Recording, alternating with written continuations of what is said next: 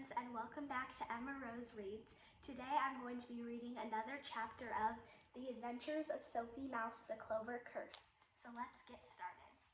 Chapter 9, Ben Returns. The next morning, part of Sophie felt like staying in bed all day. How could bad luck strike if she stayed under her covers? But the other part of her wanted to get to school early. She had to talk to Ben.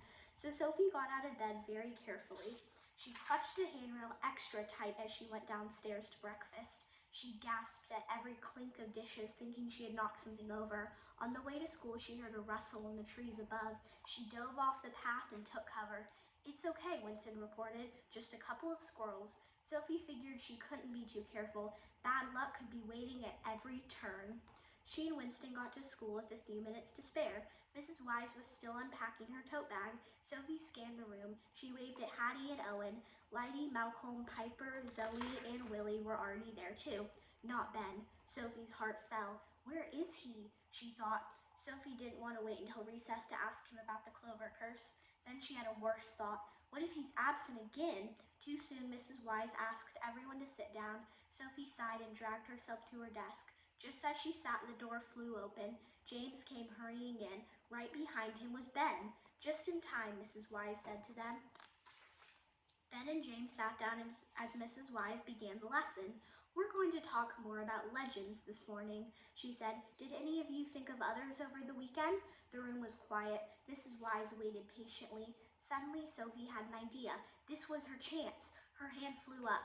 Mrs. Wise called on her. "I heard a story over the weekend," Sophie said. "It's something about a clover curse?"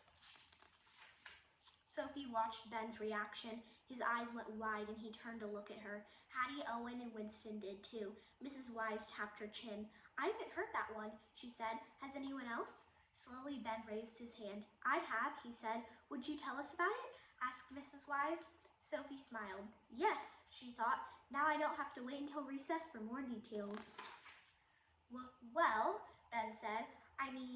He seemed unsure how to begin. "It's a story about my grandfather." His voice trailed off.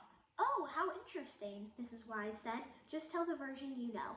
We can see how it compares to what Sophie heard." So Ben told the story, the exact same story that Sophie had heard from Hattie, Owen, and Winston. He even included the part about the bad luck floating away along with the clover. When he finished, Mrs. Wise nodded.